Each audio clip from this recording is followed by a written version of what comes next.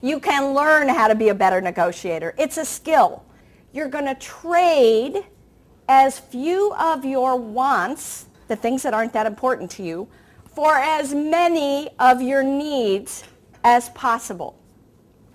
That's what negotiating is about. You need to know your overriding purpose or your overall objective before you ever walk in the door to negotiate.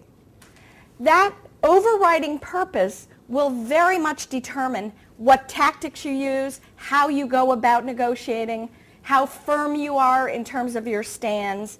All those things will enter in. Here's your best possible deal. Here's your least acceptable response. Look at how much room is in there. All of this room in between is called your wiggle room. That's your bargaining room.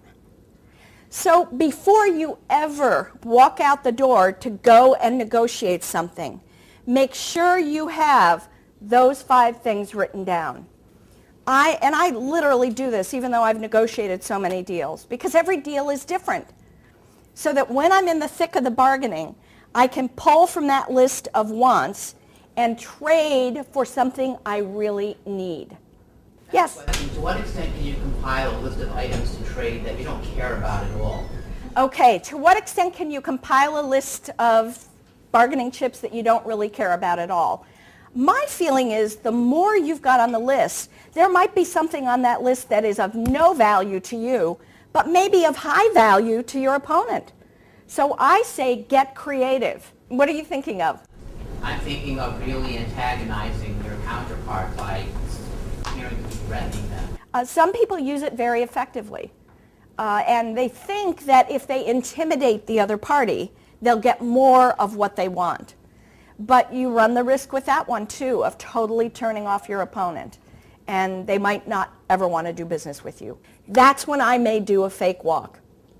And a fake walk is simply, if you're in person with the other party, simply starting to pack up your things and walk away. And you're hoping that by the time you get to the doorknob, they're saying, well, wait, come back, we can talk about this now. And then what's happened is a total power shift. Now you've got the power.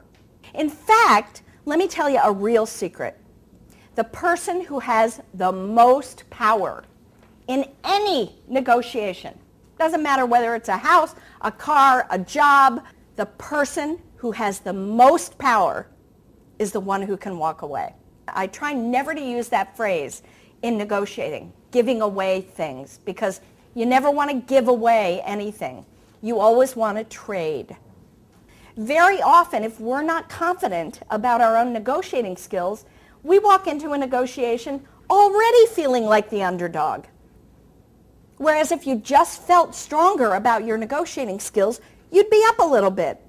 So in the book, I talk about how to level out the playing field and really look at all the possible sources of power. Let's look at some of these counteracting strategies, because we all want to know, gosh, if somebody's using one of these on me, how do I fend it off? So the first one, and one that I love and I use a lot, is called a leveling statement. If you feel you're being lied to, you can use a leveling statement to name what you think is going on. And here's how it might sound. It seems to me that I'm not getting the whole picture here. Tell me about that. I used to be a newspaper reporter, and in journalism school, I had to learn how to get information out of people who didn't want to talk to me. And those words, I call them the magic words, if you begin a question with who, what, where, when, why, how, or tell me about, people can't answer yes or no. 83% of salespeople, whether it's part of your title or not, but 83% of people who are selling things will drop their price simply because they're asked to. You never want to drop your price just because you're asked to. So if you can get your head around the mentality of this is a game, it's got nothing to do with me, I want to play this game well, then what you do is start to work on your skills.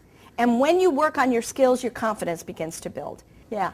What if you're negotiating with a yeller and you do use the tactic of we need to all cool down, and they say, no, we don't, I'm fine, and they're yelling at you, is it okay for you to walk out to say, I'm not going to speak to you yelling, and you're walking out, and then they say, well, I'm not going to negotiate with you, you're rude, you walked out. I would continue to call them on it and say, you know what, we're not going to get anything done as long as you're yelling.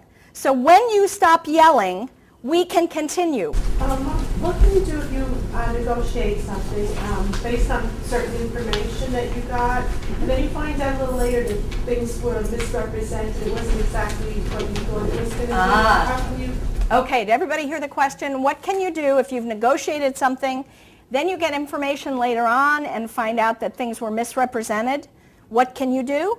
Reopen the negotiation. Okay, I want to thank you all for coming today. I hope you enjoyed it. I'd like to basically say around Susan's efforts here today, I've never had so much fun in understanding what it really takes to be a good negotiator. She takes the nervousness out of this whole experience and brings it into a sense of play and really sets up boundaries that I really didn't quite understand were always with me and a power that I had. So a great book, great energy. I would really recommend her at any point in time for anything that you want to do around sales training or marketing or negotiation skills. Really terrific. So thank you. I just want to say I really enjoy your presentation. Oh, thank you. I realize all the foibles I recently made in a negotiation. But Learn from them. That's how you get better. That's how you get better. And thank you. Thank you. Thank you. Very helpful. Yes, I hope so too. Bye, Jamie. I'm so glad I got to meet you.